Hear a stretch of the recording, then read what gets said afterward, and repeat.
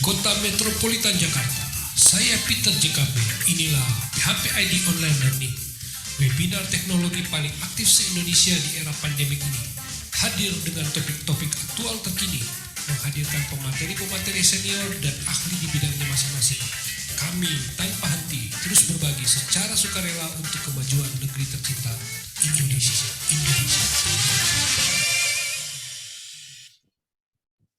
Oke, selamat malam member PHP Indonesia yang ada di seluruh Indonesia dan di seluruh dunia tentunya. Selamat bergabung kembali di dalam program PHP ID Online Learning edisi ke-130 berapa nih? 8. Malam hari ini, yes, ngasih di dalam edisi September Ceria, belajar online, belajar daring bersama si Level. Dan pada sesi yang terakhir ini di bulan September ini, saya berhasil menodong Pak David Julianto.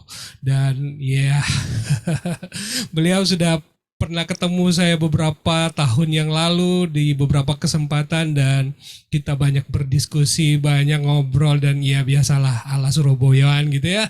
Jadi memang asik banget kita ketemu dan ngobrol-ngobrol, ya ditraktir juga sama Pak David ya. Terima kasih waktu itulah ya. Dan kita ngobrol terus, yes. Saya jadi tahu tentang BI Accounting dan beliau adalah memang CEO di BI Accounting. Dulu bermain di produk, di level produk, sekarang migrasi pelan-pelan dan mungkin sekarang sudah full ya di cloud model.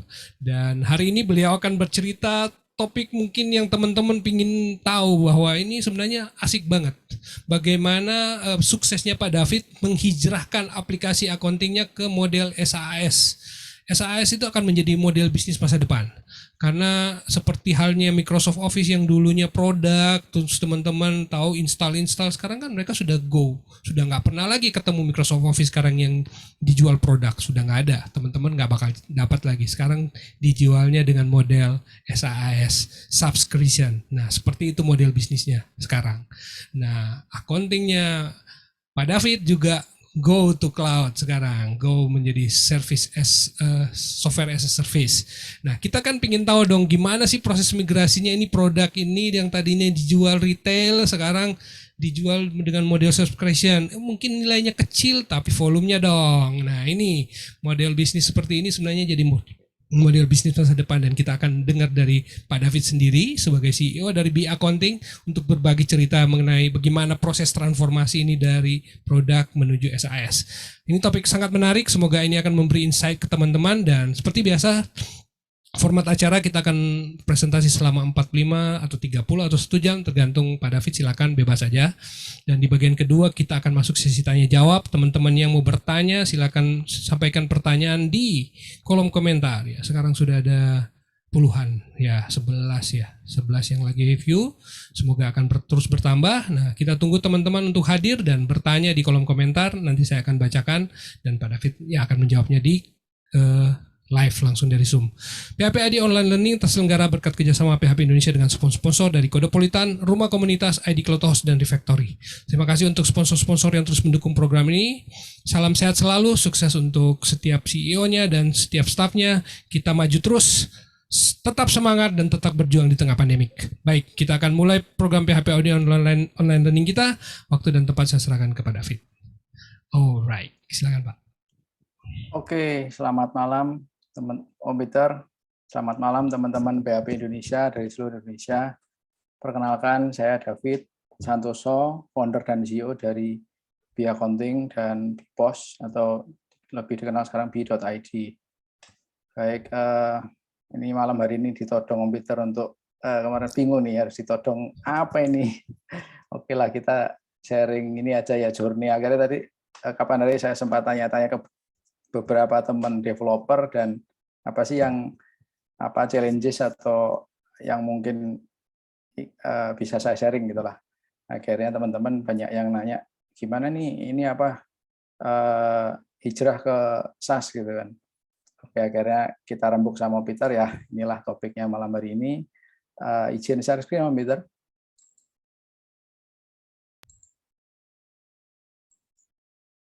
Oke. Bentar ya. Gak kelihatan dong, Peter, layarnya? Oke, baik. Oke, baik. Judulnya topik malam hari ini adalah hijrah aplikasi accounting ke SaaS ya, model bisnis masa depan. Baik, teman-teman, izinkan saya sharing dulu proses ini ya, journey-nya Accounting dari dulu mulai saya mulai sebenarnya sebelum 2006 sih, waktu itu masih freelancer, saya masih sendirian, tapi di sini saya mulai bangun tim ini di 2006 lah.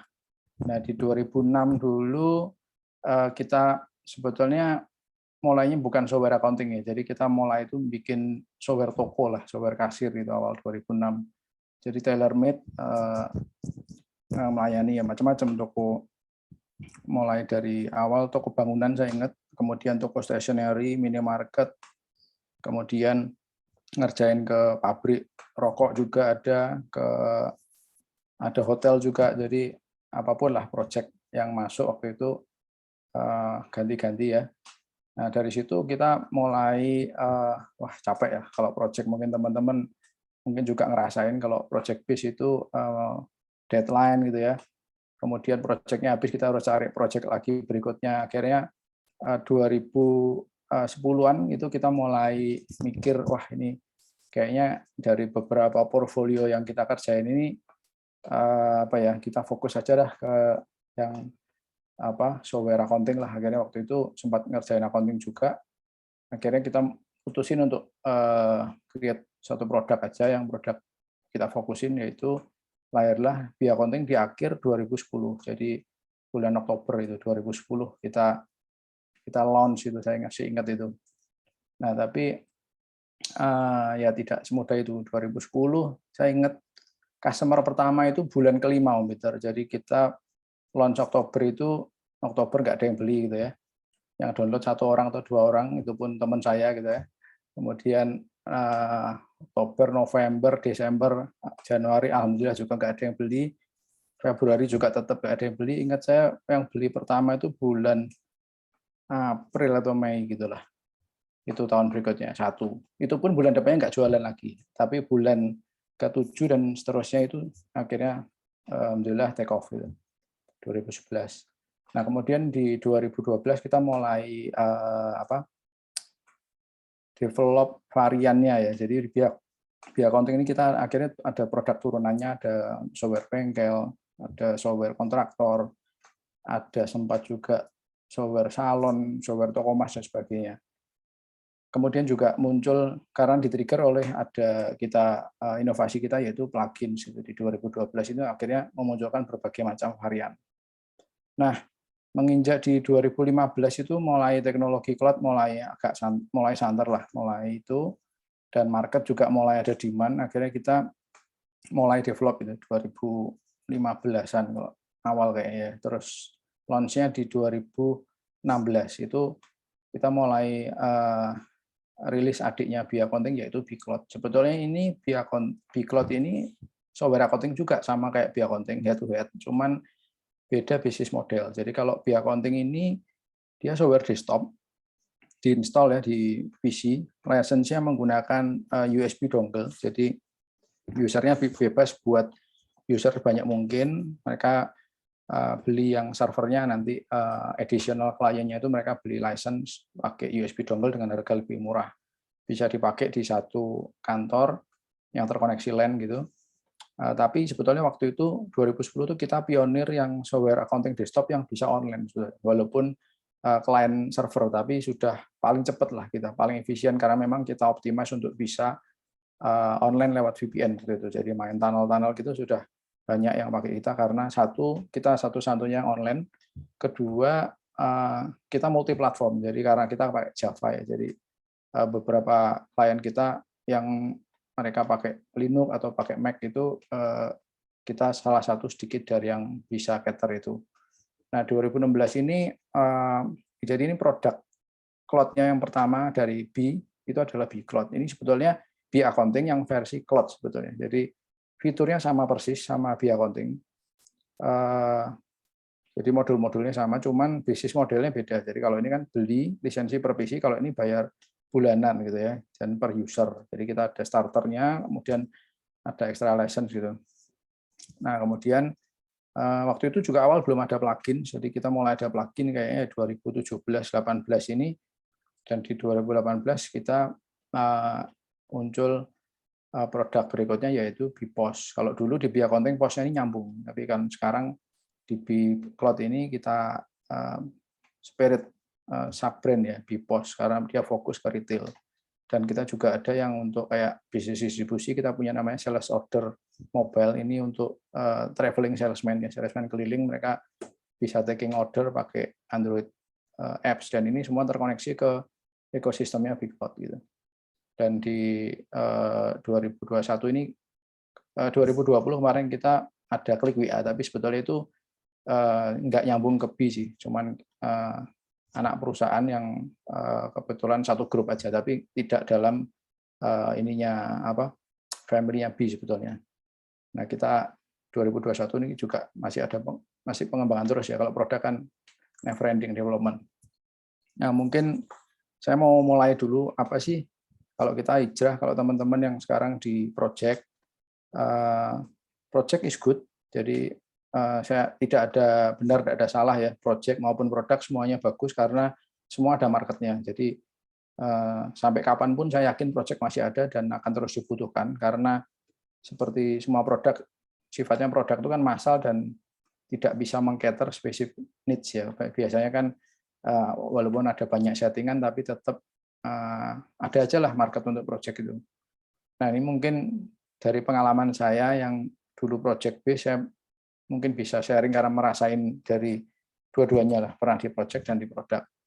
Jadi kalau di project itu kan enak, paling mudah lah untuk kita mulai itu. Kita kalau produk kan kita harus punya produknya dulu. Kalau project ya cukup kita menguasai programming atau framework atau apapun, skill development kita, tool kita bisa mulai terima project gitu ya. Jadi paling mudah untuk dimulai. Kemudian enaknya project itu adalah scope-nya jelas. Jadi sudah ada requirement finite gitu ya. Dan ini yang paling enak, ini kita dapat uang di depan lah. Jadi dapat capital untuk kita, working capital untuk kita bisa kerja gitu ya. Jadi begitu deal, sign off kontrak, itu sudah kita ada DP mungkin 30%, 50% atau berapa, kita bisa, dapur kita bisa ngepull ya, untuk kita operasional itu bisa. Kemudian kelebihannya project juga kita jadi banyak ini ya, banyak ide seperti apa aja sih. Kalau bingung bikin produk ya terima project dulu, itu juga salah satu cara yang kita bisa gali banyak ide produk sih. Kemudian mungkin ini cons-nya ya, setelah development-nya kan butuh waktu ya. Kalau project base kan mulai dari nol lagi. Mungkin kalau teman-teman sudah pengalaman punya boilerplate mungkin bisa lebih cepat pakai framework dan sebagainya. Apalagi kalau tinggal modif-modif mungkin lebih cepat. Tapi in general itu butuh waktu development. Kemudian juga porto, maksudnya jumlah kliennya tidak sebanyak kalau produk, karena kan tadi ya kita harus cari next client. Kemudian juga ya kalau project itu kan ada negosiasi, demo lagi lah, gitu kan, dan sebagainya, contracting, terus nunggu user requirement dan sebagainya. Sehingga mungkin setahun kita bisa handle, saya nggak tahu tergantung size projectnya, mungkin berapa, 5, 20 gitu kan. Nah, kemudian nggak enaknya juga ini, setelah saya project kita harus cari klien lagi ya. Kalau produk kan enaknya kita produk sudah siap, lebih cepat untuk dapat klien, dan karena mungkin nilainya juga lebih affordable, itu lebih gampang lah cari klien. Kemudian cons-nya project juga mungkin fokusnya kurang ya, karena kan dulu saya ngerjain apa aja ya, kampus pernah, laundry pernah, hotel pernah, HR pernah, hampir semua lah nyoba pernah, kayaknya website pernah, e-commerce dan sebagainya waktu itu. Nah, ini kalau product base, kalau produk ini cons-nya kita butuh modal ya di depan. Jadi kalau kita develop produk tuh, kita belum ada customer, kita sudah mulai development, artinya kita kalau Anda sendirian ya artinya kan ya gaji diri Anda sendirilah. Misalkan kalau kita punya tim kan kita harus gaji, kalau timnya ada banyak front end, back end dan sebagainya, mobile kan artinya ya itu kan butuh modal untuk untuk kita, karena kan belum ada yang beli nih, kita bikin dulu.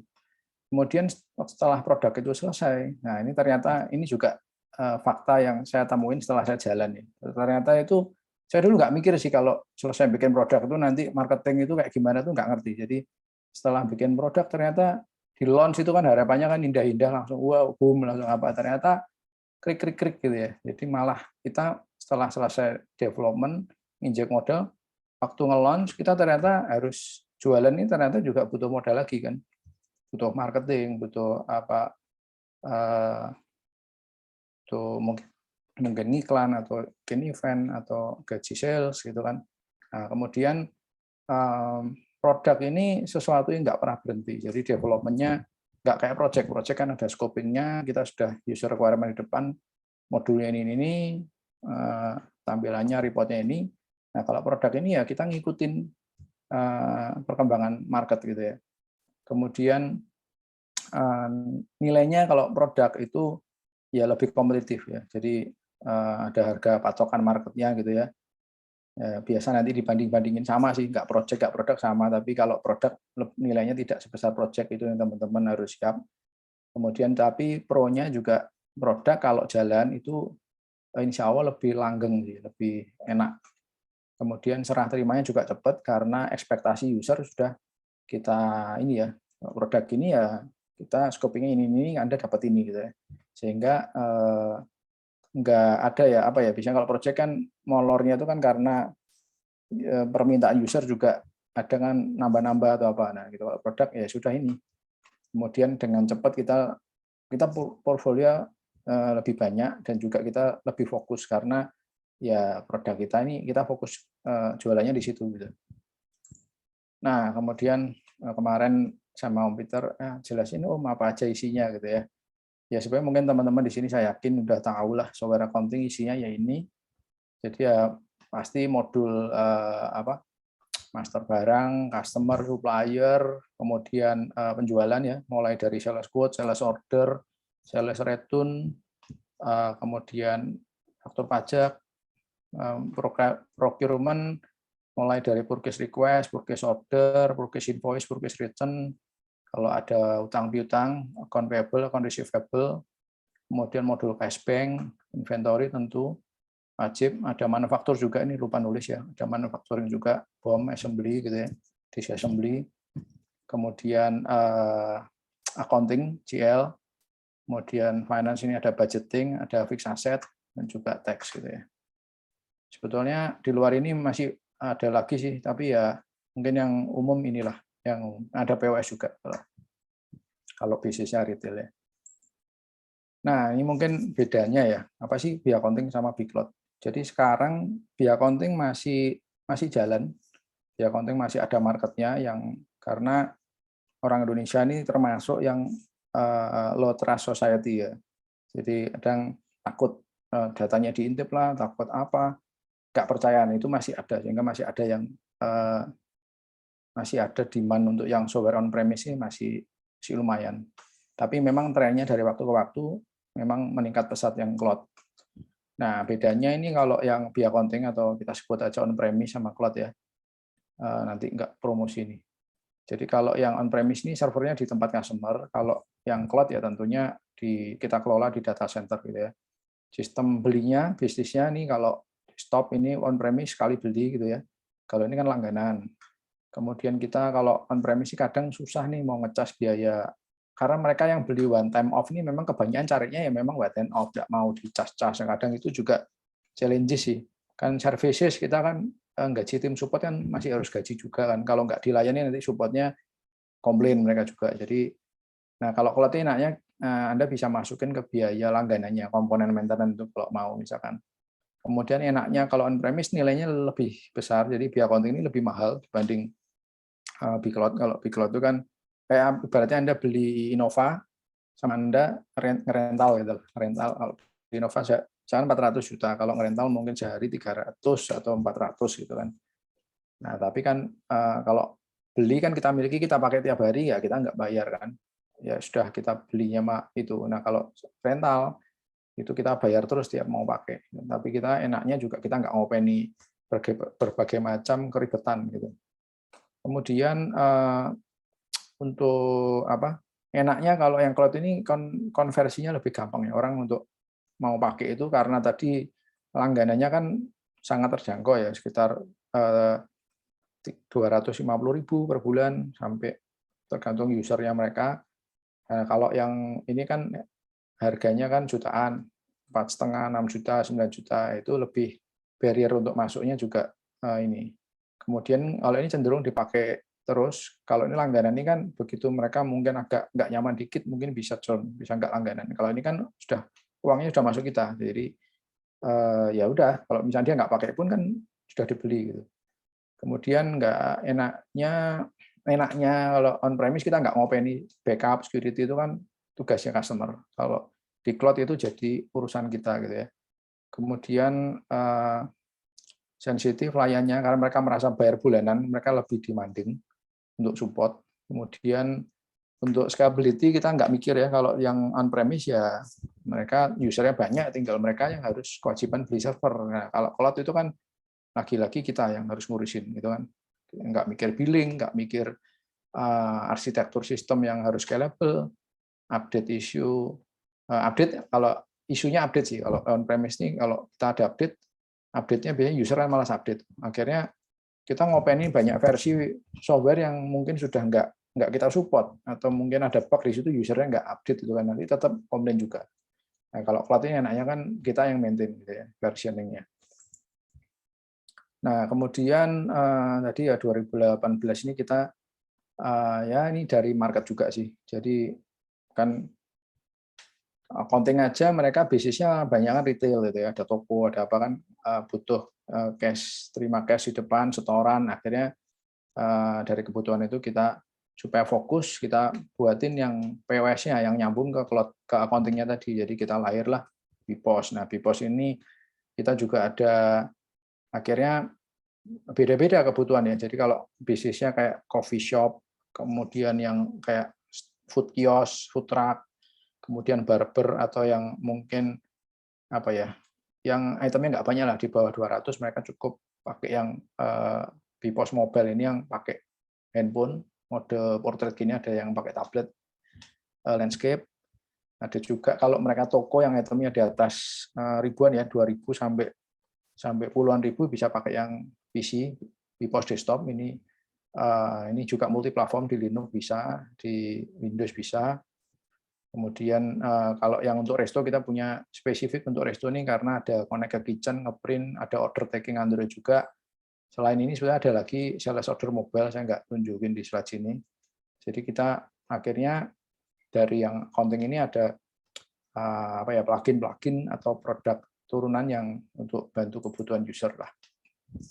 Nah, teman-teman yang dari project ya, dari project nanti ingin masuk ke yang SaaS itu nanti akan apa ya, seru lah, akan banyak belajar, enjoy aja prosesnya. Jadi kalau akhirnya Anda harus nggak bisa sendirian ya, nggak bisa kayak programmer sendirian, tapi akhirnya harus bentuk tim sih, karena ini urusannya bukan cuma di product development, tapi ada marketing di sini. Ini awareness, acquisition ini urusannya marketing, activation ini tim growth hack ya, jadi campuran antara developer sama sales juga. Jadi mungkin saya jelasin singkat aja, nanti kalau kurang jelas mungkin bisa ditanya jawab, soalnya ini bisa satu webinar sendiri, ini series mungkin, webinar series mungkin. Jadi intinya awareness ini kan gimana calon customer kita tuh bisa ngerti atau bisa kenal ada produk namanya Bcloud, BPOS gitu ya, bisa kenal kita lah. Nah, kalau dulu kan kita project kan nggak mikirin nih awareness, karena kan customer sudah ada, kita kebutuhannya sudah tahu juga. Nah, ini kalau kita produk ya kita harus ngopen ini, nggak cuma sekedar coding aja. Kemudian setelah kenal, next-nya adalah gimana mereka kita akuisisi mereka sebagai user ya. Mereka daftar trial lah, sign up trial ini acquisition ini. Nah, setelah mereka sign up trial, nah ini juga tidak seindah apa ya, kata-kata motivator gitu ya. Jadi user daftar itu teman-teman, kita sudah mungkin effort marketing banyak di sini, ternyata daftar itu cuma di login satu kali waktu dia daftar dan tidak pernah login lagi ke sistem kita. which is itu kan sudah kita create-in database sendiri. Jadi kalau satu hari ada 100 yang daftar, Anda punya 100 database, dan itu kan makan resource, space, computing, ya semua itulah. Misalkan ada S3 storage, ada makan CPU time, makan database space gitu kan. Nah itu mereka nggak login lagi. Nah, itu masalah aktivasi. Gimana mereka tetap pakai lah.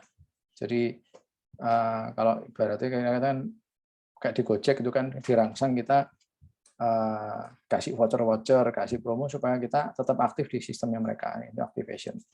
Nah setelah mereka convert jadi paid customer misalkan, itu juga isu lagi. Ternyata cuma 2 bulan berhenti. Karena kan sistem bulanan, mereka bisa berhenti kapanpun mereka mau. Itu juga satu metrik yang Anda dulu di project mungkin atau di produk yang on premise nggak akan lihat, itu sekarang adalah harus kita manage juga retention. Kemudian terus mereka yang sudah stay, gimana kita tingkatin mereka belanja atau usage mereka. Kemudian juga gimana kita bisa dapat referensi atau dapat bisnis dari referensi mereka, referensi customer kita. Gitu ya. Jadi ini sebetulnya kalau Anda mau googling, ini namanya pirate metric ya, pirate metric, pirate bajak laut, AA. Kenapa disebut pirate metric? Karena ini singkatannya AARRR. Jadi R itu kan mungkin teriakannya sih bajak laut kalau nggak salah. Jadi ini kira-kira kalau Anda masuk di SaaS ini, hal beyond development, beyond coding yang harus Anda perhatikan gitu ya. Nah, selain itu juga ini ya apa sih challenge-nya ya? Mungkin kalau masuk ke SaaS ini, yang pertama isunya mungkin trust ya. Jadi sekarang apalagi ini aplikasi accounting gitu kan, mereka sering menanyakan gimana security-nya, gimana privasi datanya, kemudian ntar kalau saya sudah nggak langganan, datanya gimana, itu juga bisa minta database enggak, kemudian nanti datanya takut kita liatin gitu ya. Kemudian juga uptime, itu juga kayak misalkan kemarin, ya teman-teman tahu sendiri lah, ada provider internet di Indonesia yang akuisisi pelanggan terus, tapi koneksi piringnya ke data center kita dia nggak mau nambah, dia nunggu data centernya bayar ke dia. Itu marahnya nggak ke call centernya situ, marahnya ke kita, ini nggak lemot itu kan, saya buka YouTube lancar. Nah, itu kadang banyak lah drama-drama yang kita juga di tengah kadang mana itu kan. Nah, itu juga challenge juga. Kemudian scalability, jadi kadang kita seringkali kalau dapat customer yang kakap yang gede gitu ya, tiba-tiba masuk transaksinya satu hari 2.000 transaksi setiap hari gitu. Nah itu juga kalau pas load balancingnya kita kan waktu awal mungkin kan biasa satu servernya cukup untuk anunya. Begitu Anda sudah punya ribuan user, itu sesuatu yang nggak ada di textbook manapun ya. Gimana menginstrumentasi arsitekturnya menjadi satu challenges kalau kita nggak pikirkan di awal. Akhirnya Anda dipaksa harus belajar memperbaiki mesin pesawat sambil pesawatnya terbang. Itu yang menjadi ngeri juga gitu kan. Scalability ini suatu ya, tapi happy problem lah. Ya Anda nggak perlu pikirin itu ya, kalau bisa dipikirin di awal lebih bagus, tapi masih banyak tadi PR yang di depan tadi, tapi someday you have to deal with this gitu ya. Security juga. Jadi layanan online teman-teman tahu ya, hacker ini kita 1 tahun terima attack itu sekitar berapa attack ya? Hampir 0,5 juta attack 1 tahun itu, dari sekitar 9.000 IP address. Jadi kebanyakan dari Eropa Timur, Korea Utara, China, itu sudah langganan itu tiap hari lah, probing, brute force dan sebagainya. Itu sesuatu yang ya beyond development yang juga harus Anda akan hadapi juga. Kemudian tadi churn sudah ya, customer yang dulu langganan terus mungkin sudah nggak lanjut, itu juga harus kita kelola juga. Kemudian support, jadi karena mereka merasa sudah bayar bulanan itu, wah, apalagi sekarang netizen kan galak-galak netizen tuh. Jadi semuanya minta inilah, merasa sudah itu. Kemudian integration. Nah, sekarang juga ini ya, customer kebutuhannya makin banyak, orang sekarang jualan macam-macam, offline, online pun ada online shop sendiri, ada marketplace juga ada puluhan, kemudian ada social commerce, ada WA, ada macam-macam channel. Nah, ini macam-macam kebutuhan. Ini juga integration adalah sesuatu yang come natural nanti kalau masuk ke cloud. Ini kayaknya slide-nya udah habis dah. Wah, kok kecepatan ya Om Peter ya. Sebenarnya kalau mau dibahas, harapan saya nanti bisa di pertanyaan sih, mungkin teman-teman apa yang mau ditanyakan. Mungkin itu Om Peter, saya kembalikan ke Om Peter, mungkin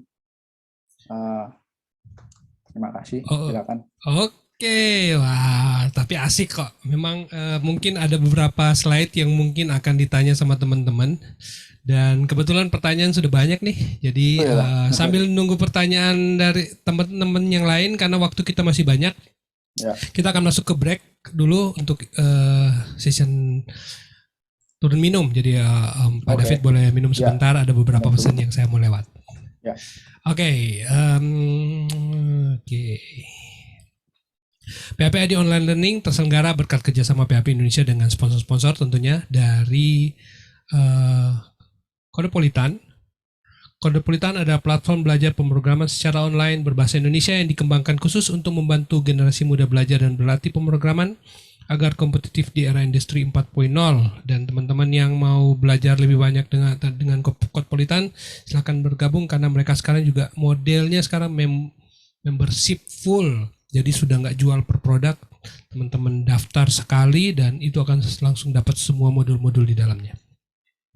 Nah, seperti itu. Dan dari Rumah Komunitas, Rumah Komunitas adalah pelopor merchandise inovatif di Indonesia, menyediakan custom pakaian sesuai keinginan, berkualitas dan tanpa minimum order.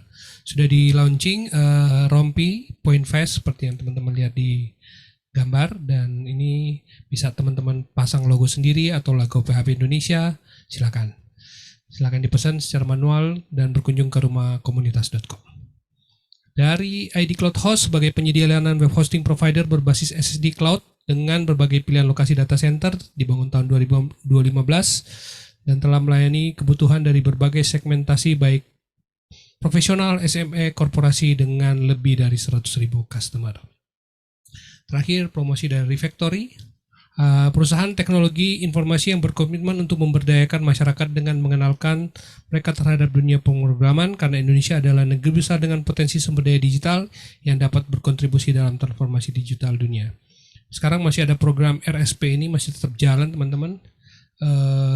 Program RSP ini adalah program di mana kamu bisa bekerja secara remote, mandiri, jam kerja fleksibel, bisa mengerjakan proyek nasional dengan skala nasional dan internasional. Pendapatan bisa dicarikan setiap minggu setelah lolos review dari QA dan Tech Lead.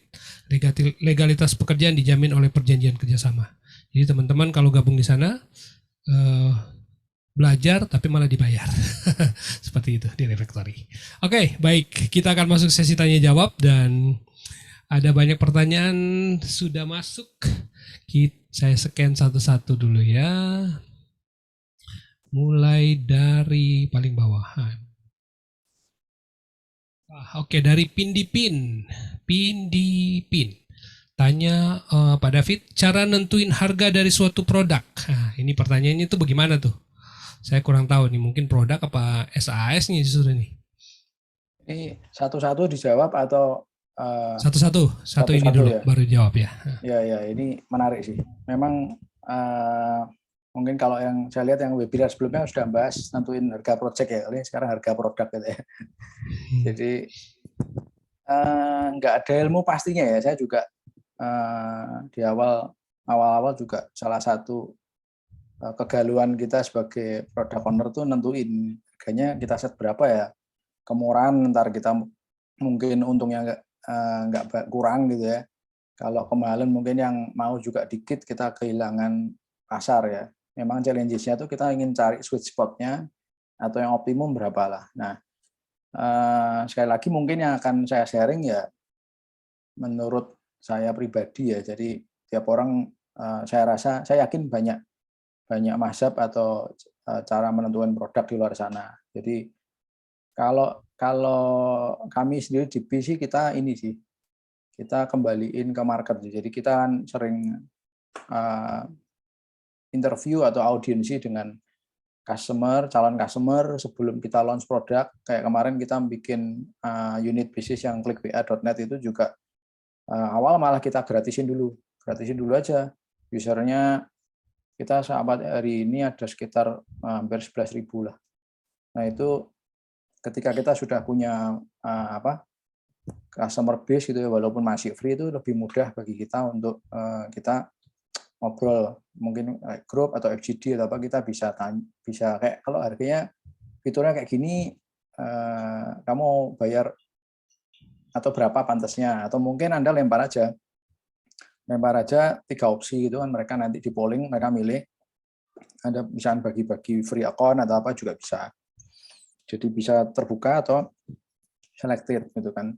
Paling enak sih memang pertama untuk gathering opsi, jadi jangan langsung nembak 3, tapi open-ended question aja. Nanti kalau fitur kayak gini berapa, itu kumpulin dulu nanti. Nah, nanti baru Anda bisa kelihatan tuh kelompok-kelompok rank di bawah 200.000, 200 sampai 500. Nah, nanti sambil dilihat ya profilnya mereka ini bisnisnya size-nya berapa. Nah, nanti dari majority customer yang Anda serving ini sweet spot-nya di mana? Karena kan jangan sampai Anda menzolimi yang 80% dan menuruti yang 20%, nanti belum tentu itu yang, karena kan Anda mau serving majority yang mana, karena tidak ada pricing yang one fits all sayangnya. Cuman ya mungkin Anda bisa slicing. Yang biasanya dilakukan itu adalah sebetulnya kan kita developer kan selalu bikin kan versi yang paling lengkapnya gitu ya. Terus kita potong-potong atau kita kasih limitasi, terus sehingga kita bisa bikin package yang lebih affordable. Nah, ada yang paling minimum nih, kira-kira bare minimumnya apa yang kita kasih harga termurah, tapi skalanya mereka masih cukup. Nah, itu kalau Anda nanti cari di, mungkin googling aja SaaS pricing, itu ada banyak model lagi. Ada yang seat based pricing, ada yang volume based pricing. Jadi fitur dikasih semua, tapi dari jumlah transaksi misalkan itu volume based pricing. Itu kayak biasanya kayak PaaS ya, platform and service kayak AWS itu yang mempelopori volume based pricing. Jadi bayar dari yang dipakai gitu ya. Jadi tergantung jumlah bandwidth yang dipakai, space yang dipakai, CPU time yang dipakai. Nah, kalau seat based kan dari usernya. Nah, itu ada plus minusnya sih. Bisa juga pakai tiering, teman-teman. Tiering itu kita bikin tier kalau jumlah item sekian, ini tier 1. Nah, terus sekian sampai sekian tier 2, itu juga bisa. Nah, itu sekali lagi saya nggak berani ngasih yang ini, yang itu. Nah, itu karena juga kembali lagi lihat marketnya, lihat kompetitornya juga. Jadi untuk penentuan harga ini pada dasarnya mungkin paling nggak ada 4 faktor yang harus teman-teman pertimbangkan. Yang pertama ya HPP. Development-nya butuh cost berapa? Development misalkan kita pakai 5 developer, salary-nya per month average-nya berapa? Anda development-nya berapa bulan? 1 tahun misalkan. Kalikan tadi development cost, termasuk project management-nya, termasuk Anda juga harus digaji untuk solution arsiteknya misalkan. Nah, itu kira-kira BEP berapa lama? Anda butuh berapa, kira-kira optimis bisa jual berapa user. Nah, itu nanti keluar, itu dari pendekatan HPP ya. Jadi itu belum tentu nanti ketemu HPP-nya aku harus jual 1 juta. Ternyata market tidak menerima segitu. Artinya Anda harus afford untuk akuisisi user lebih gede. Nah, itu kan ilmunya ilmu tarik ulur nih, tidak ada yang selalu bercabang. Segini customer-nya mau nggak? Marketnya gimana? Tapi kita yang nggak mau. Wah, ini nggak BEP nih, aku lama BEP-nya. Satu dari sisi HPP. Kedua dari sisi market, kompetitor. Jadi market yang sekarang itu berapa pasarannya? Ternyata si A, si B, si C di kisaran 100 misalkan, atau 1 juta. Nah, Anda mau jualan 5 juta. Kan tentu kompetitor, customer kan juga, loh kok ini kok beda banget. Unless kita punya sesuatu yang spesial, yang customer mau, kompetitor nggak bisa, mungkin bisa gitu ya. Atau mungkin Anda niching, Anda ambil satu segmen tertentu. Itu market. Jadi APP, market, kemudian ada faktor sensitivitas market juga. Kemudian di USB juga bisa, kalau itu adalah keunggulan Anda memang mau main di servis, ya mungkin harus memang harganya di premiumin. Jadi balik juga ke strategi ya. Jadi yang keempat mungkin saya nyebutnya strategi lah. Jadi HPP, market, kemudian tadi strategi atau branding, sama tadi yang ketiga apa ya, kok lupa saya. Ya, itu sih teman-teman mungkin untuk penentuan harga. Nah kalau nggak ya bisa juga gini teman-teman, harganya daripada kemurahan kalau naikin agak susah ya. Jadi mungkin set dulu harga bandrol, nanti main diskon juga bisa. Mungkin yang terakhir bisa saya kasih mungkin itu. Oke, wah menarik banget ya. Memang tetap ujung-ujungnya adalah market survei ya, begitu ya. Yeah. Survei juga dulu, wah kayak gini. Oke, nah teman-teman itu tips dari Pak David mengenai penentuan harga. Pertanyaan kedua dari Pak Darsono Kroya. Untuk SAAS, apakah saat ini sudah tidak membayar bulanan mereka? Apa nih maksudnya ya? Oh, kalau sudah nggak langganan, Om. Kalau sudah apakah sudah tidak membayar bulanan, mereka bisa menggunakan produk tersebut atau otomatis putus total? Seandainya mereka memutuskan berhenti langganan, bagaimana dengan datanya? Ya, itu juga tergantung kita. Enaknya kalau product owner itu kan kita dewanya, ya. Kita yang menentukan aturan, kita yang membuat aturan. Nah itu ketika mereka sign up, mereka kan harus baca syarat ketentuan dan itu ya mereka tunduk sama term of service yang kita yang pemberi layanan. Ya, Anda yang buat aturan main. Jadi nah ini juga hati-hati ya. Jadi kadang netizen itu kan mintanya banyak lah. Ya kita juga mending kita janji sedikit, kita ngasih lebih daripada kita nanti janjinya surga tapi kita kesulitan memenuhi, itu malah nanti jadi dituntut di belakang. Jadi karena kalau layanannya mereka sudah berhenti langganan, kita harus tetap ngasih, Anda mau tetap bisa pakai, coba di limit itu juga bisa, tapi ya artinya itu jadi beban HPP Anda kan masih jalan. Artinya space yang mestinya bisa dipakai oleh user lain yang berbayar itu jadi cost Anda itu. Tapi mungkin Anda punya pertimbangan lain, ada juga yang seperti itu. Tapi kalau di kami sih kita kasih grace period ya, ada waktu 1 minggu kalau nggak 2 minggu itu kita masih keep di backup server gitu sebelum nanti setelah itu kita destroy gitu. Jadi itu karena kita ada recycle ya, ada manajemen resource optimasi juga, karena ya itu tadi kalau free user kita kan bayar server kan kita bayar terus gitu. Kalau di kami sih nah itu namanya prosesnya deprovisioning ya. Deprovisioning. Jadi lawannya provisioning. Jadi ketika customer membayar itu ada proses provisioning. Provisioning itu kita aktivasi lah usernya, dia buat database, buatin S3 bucket atau mungkin alokasi resource report server. Kita kan pakai Jasper, itu juga kita ngalokate juga. Nah kalau mereka berhenti langganan, nah itu ada termination. Nah itu namanya deprovisioning. Mungkin kita tadi pindahin servernya ke yang idle, database-nya kita remove dari active server, loginnya kita limit hanya bisa read only, misalnya selama seminggu atau apa. Nah itu tergantung policy Anda sih. Oke, itu jawabannya untuk Pak Darsono. Dan pertanyaan ketiga dari Dwira Survivor. Arsitektur SaaS-nya satu akun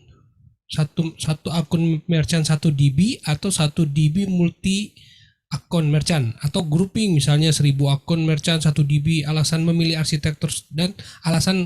arsitektur tersebut. Wah, keren ini pertanyaannya. Ya ini salah satu kegalauan teman-teman yang masuk SaaS ini, ya ini masalah multi tenancy ya. Jadi ya kalau tergantung aplikasinya mungkin jawaban saya juga. Kalau aplikasinya trivia kayak mungkin directory, website atau simple bookmarking services gitu, web bookmarking. Ya mungkin mau ngodb single database terus nanti di cluster kita atur sendiri aksesnya. Lebih enak kita hanya maintain satu database gitu ya, simple. Tapi database-nya gede gitu kan. Tapi mungkin kan platform teknologi yang kita pilih itu juga pengaruh ya. Jadi karakteristik platform, kalau persistent engine kita apa, database-nya SQL, NoSQL, atau saya nggak tahu pakai CloudDB atau pakai yang model AWS yang database service-nya AWS atau GCP. Nah itu kan mungkin kita juga nggak mikirin, tapi kan ada mikirin cost gitu ya. Nah itu juga pengaruh. Lagi-lagi nggak bisa dikebiau ya saya jawab yang mana, tapi kalau untuk kasusnya DB itu karena kan pertimbangannya gini, kalau kita kan data finansial ya, data keuangan itu sangat sensitif. Jadi kita juga nggak berani untuk masukin satu database karena masalah trust. Kedua juga security juga, itu juga lebih aman kalau memang single tiap customer satu database. Sekarang ya seperti itu. Jadi kita setiap kali ada orang sign up, kita provisioning database, create database baru yang username-nya dan password-nya juga di random. Jadi kita juga nggak tahu programmernya. Anda todong AK47 masuk mulut developer, saya juga nggak tahu password-nya. Karena ada sistem metadata sendiri yang kita create untuk memprotek terhadap diri kita sendiri, supaya tim kita, entah developer, entah support itu nggak gampang-gampang kayak kepo-kepo, wah ini omsetnya Om Peter berapa nih. Padahal kita juga nggak kengangguran ya Om Peter ya. Kita lihat datanya orang cuma lihat aja gitu. Tapi enggak. Nah, tapi untuk melindungi juga untuk privasi customer juga dan melindungi dari kita sendiri kan, kalau orangnya jujur tapi sistemnya lemah kan juga menimbulkan ini ya, godaan lah. Nah, kalau kita sendiri tidak tahu database si customer ani di server yang mana, itu juga ya tentu bisa lah kita develop, tapi kan harus tracing lagi. Nah, itu kita buatin mekanismenya yang instrumentasi itu otomatis juga. Jadi seperti itu. Jadi tiap database satu customer satu database. Ya, menarik tuh. Itu memang penting banget. Jadi kita harus memastikan customer jangan sampai curiga sama orang dalam. Ya. Oke, dan itu bisnis kepercayaan. Jadi teman-teman main SAS itu pastikan jangan sampai customernya, wah orang dalam nih yang main nih. Waduh, itu mah bisa bikin rusak. Oke, David Survive. Oke, ini sekarang dari Ganesha. Ganesha Indra Suara. Saya ada pertanyaan, untuk SAS jika diimplementasikan konsep SSO-nya, kelemahannya apa? Single sign on. Sorry, pertanyaannya gimana? Untuk SAS jika diimplementasikan konsep SSO, kelemahannya apa? Ini saya juga kurang ngerti nih maksudnya apa ya. Single sign on. Ya, single sign on misalkan login pakai Google gitu ya. Oh iya mungkin. Yes. Pakai Facebook atau apa. Ya. Bisa aja sih, itu cuman apa ya, convenient sih sebetulnya bagi user, supaya dia nggak harus ingat banyak password gitu ya. Kita kan kadang daftar akun di sini, di sana kan kita juga lupa itu kan. Nah di B kita ada itu SSO kita, kalau nggak salah ada Facebook sama Google kalau nggak salah. Nggak tahu sekarang Facebooknya masih nggak ya, tapi Google-nya saya ingat masih. Karena itu juga salah satu lumayan banyak yang pakai juga SSO itu, karena biasanya ternyata kita juga nggak nyangka ya, ada use case gini, customer itu dia nggak mau karyawannya lihat datanya si bosnya di luar kantor gitu. Terus gimana ngelimitnya? Kita kan nggak mungkin limit MAC address apa kan juga nggak bisa kan. Nah, dia takut nanti di luar kantor dia buka data terus dijual ke kompetitor, atau mungkin ya macam-macam lah ketakutannya mereka. Nah itu salah satu solusinya SSO itu menjawab itu sih. Dengan SSO diloginkan di komputernya itu, karyawan nggak ngerti passwordnya karena sudah posisi di Chrome-nya kan sudah diloginin Google. Ketika masuk B dia tinggal klik G+ itu sudah langsung login gitu ya. Nah seperti itu. Oke, tapi pada prinsipnya kan kalaupun kita pakai SSO misalnya Google, kan tetap ada yang kita collect dari datanya Google kan, supaya bisa integrate dengan sistem di dalam kan sebenarnya. Benar? Iya, kan? Sebetulnya itu kan masalah. Jadi kan kalau masalah SSO itu kan ada dua aspek sebetulnya. Yang pertama kan autentikasi, jadi untuk membuktikan dia adalah siapa dia. yang dia katakan. Yang kedua adalah otorisasi masalah hak akses gitu kan. Nah, kalau kami sih pakainya untuk di autentikasinya sih. Jadi untuk membuktikan menggantikan login password, tapi nanti masalah otorisasinya kita handle di sistem kita levelnya. Itu sih Om. Jadi itu gantiin login aja sih kalau di kami.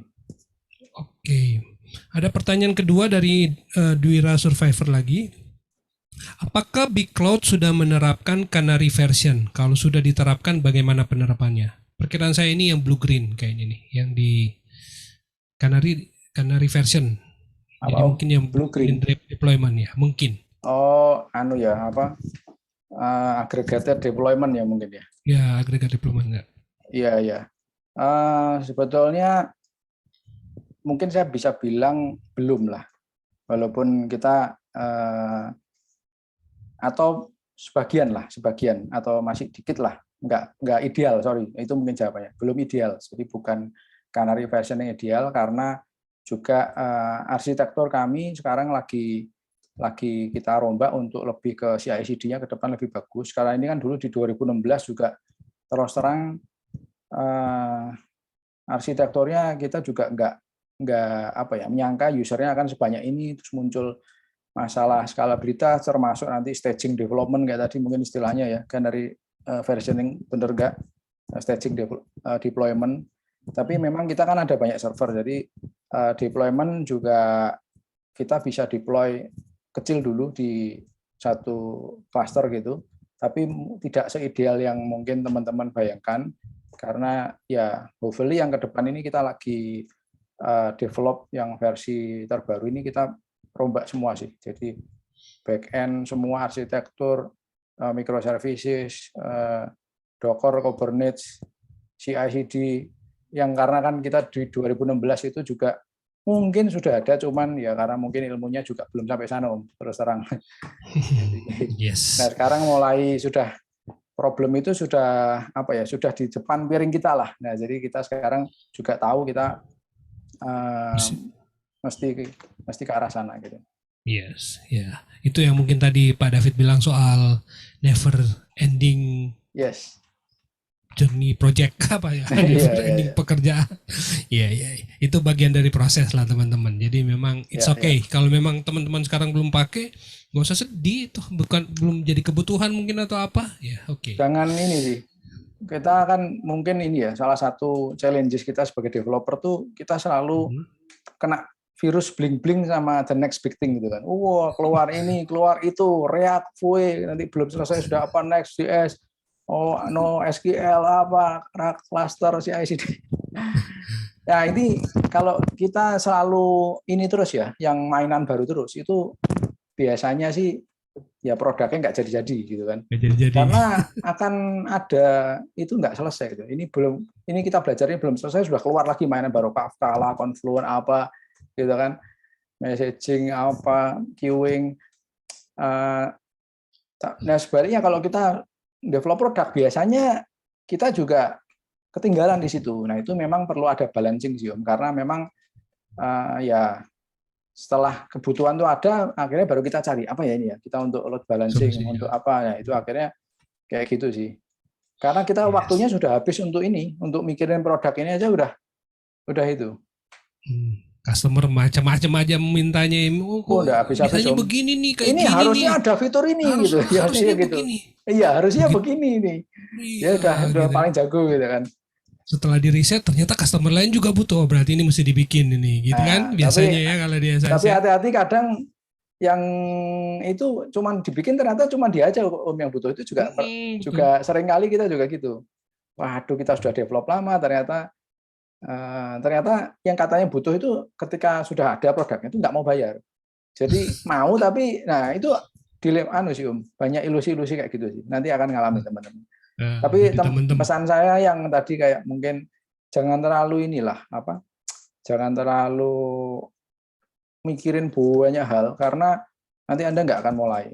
Tadi Canary itu nantilah mungkin ya memang kalau semua sudah di depan sempurna ya memang enak sih, tapi banyak hal tadi yang harus di handle sih.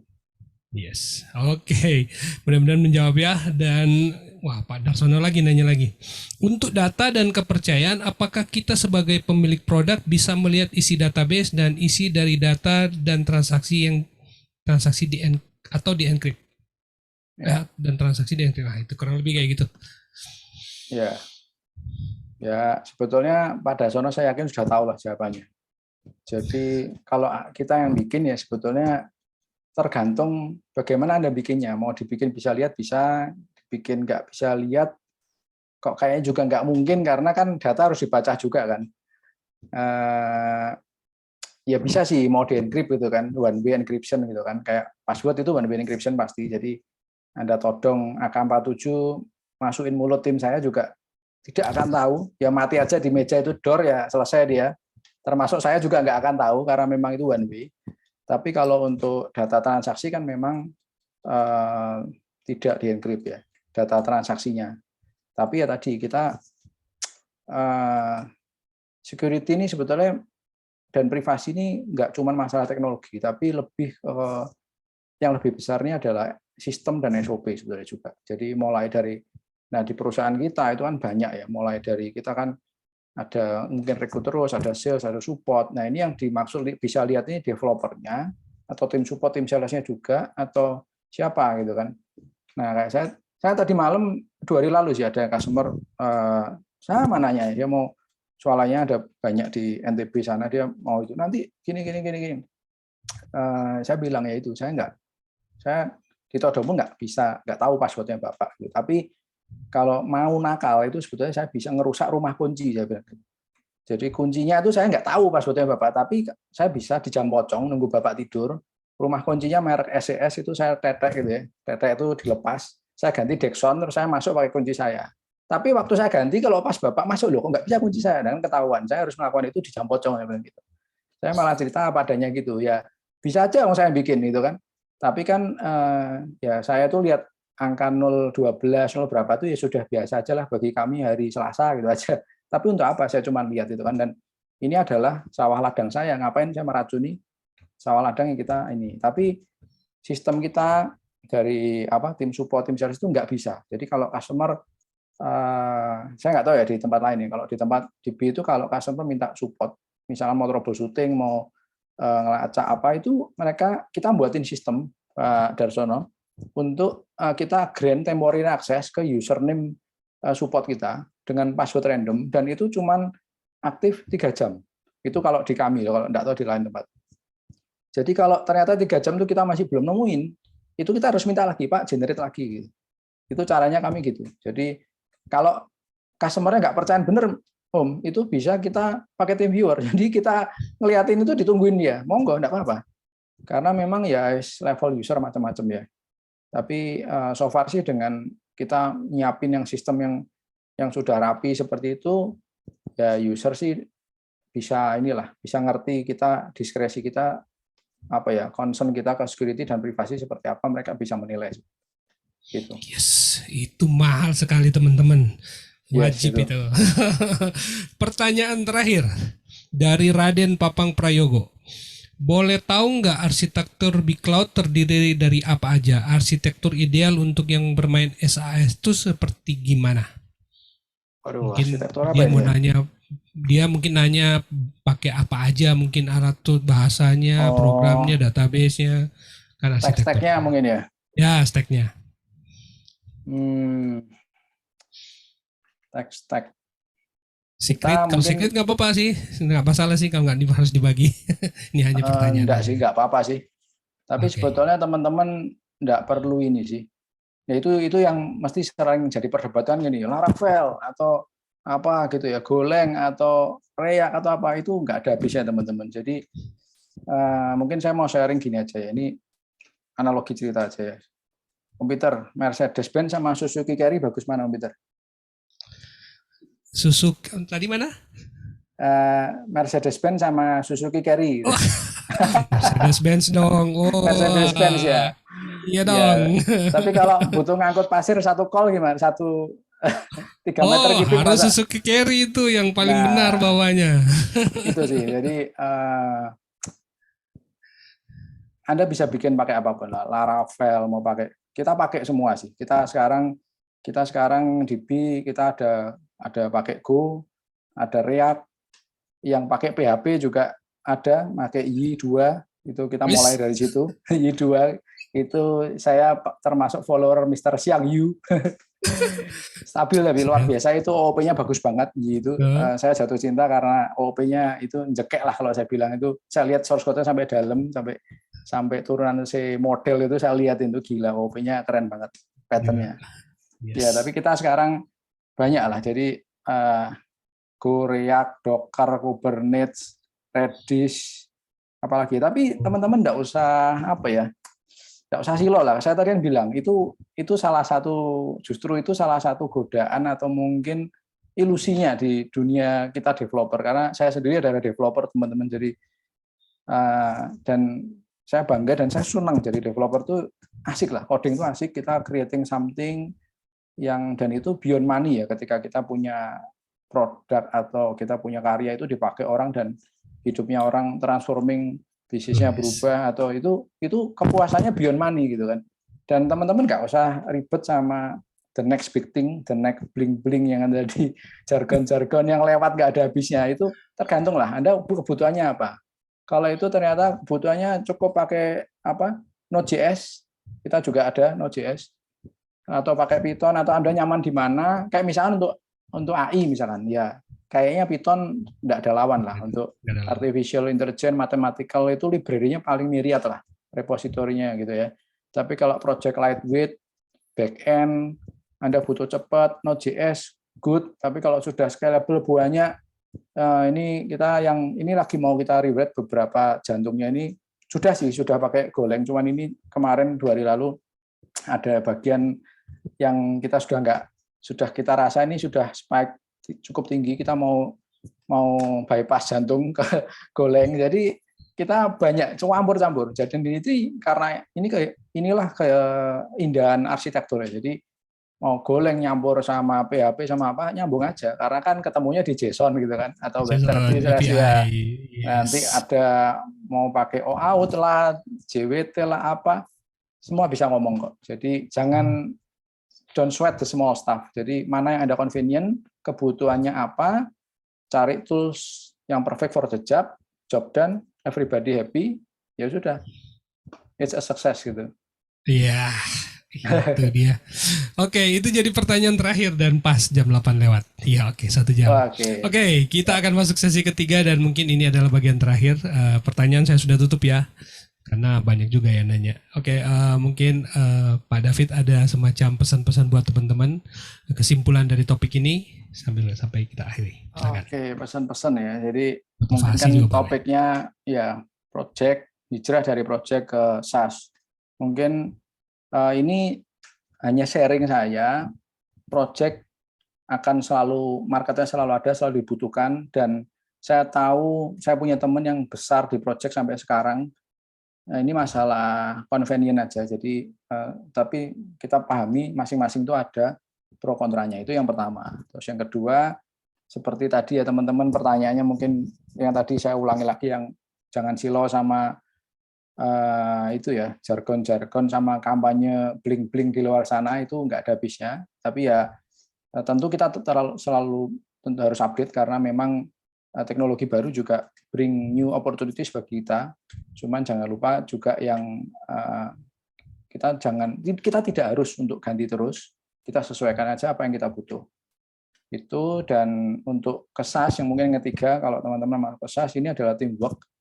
Anda butuh lebih dari sekedar coding dan product development. Di sini adalah teamwork. Saya di B beruntung punya tim yang luar biasa, dari marketing, operation, support. Tadi pilar-pilarnya sudah saya share di slide. Nah, itu yang teman-teman perlu sinergi sama bangun tim. Itu aja sih. Terakhir mungkin saya mohon maaf Om Peter dan teman-teman PHP Indonesia kalau ada sharing kata-kata saya kurang berkenan, saya mohon maaf. Terima kasih. Oke, wonderful. Itu teman-teman, pesan-pesan dari Om David. Semoga kita akan tetap semangat, karena memang PHP ID Online Learning ini tujuannya untuk memberi inspirasi dan memberi motivasi biar teman-teman bisa juga mau melakukan hal yang sama. Kalau Om David bisa, Kenapa kalian juga nggak bisa? Harusnya bisa dong. Yes. Cuman soal journey aja, kalian cuma perlu tips-tipsnya aja. Pak David bikinnya kayak gimana? Ikut aja, kalau memang cocok kita ikutin. Baik teman-teman, terima kasih untuk sudah hadir di tempat ini. Dan kita akan sebagai pengumuman, teman-teman akan ketemu hari Jumat nanti di topik yang berbeda, agak berbeda nih hari Jumat. Kita akan ketemu dengan Alvin Alexius di Introduction to AWS S3. Kebetulan ini adalah kerjasama bareng PHP Indonesia dengan Blok 71 dari Bandung, dan kita akan bikin program pada hari Jumat jam 7. Jadi kali ini di program ini teman-teman akan gabung di Zoom-nya. Jadi kalau yang sekarang kan cuma saya sama Pak David, tapi kalau yang di hari Jumat ini teman-teman akan gabung di Zoom-nya. Masih ada undangan untuk teman-teman untuk jadi pemateri di s.byphp.id/jadi-pemateri. Silakan isi. Untuk Oktober sudah penuh, November sudah penuh, Desember tapinya. Oke, terima kasih untuk Om Irfan dan Om Luri Darmawan yang terus mendukung program ini. Sukses selalu untuk Pak Irfan. Teman-teman yang mau follow, cari untuk mengikuti pembelajaran, follow di Telegram, ketik PHP AD Learning, misalnya accounting, topik-topik tentang accounting, teman-teman akan temukan di sana. Donasi masih dibuka untuk teman-teman yang mau berdonasi buat PHP AD Online Learning, masih ditunggu. Gunakan e-wallet teman-teman untuk berdonasi bagi PHP ID Online Learning. Baik, terima kasih Pak David untuk supportnya. Oke, thank you semuanya. Sukses selalu, sehat selalu, dan terus berjuang. Semoga sukses untuk Beyond Accounting, untuk keluarga dan semua yang ada di Surabaya. Thank you ya.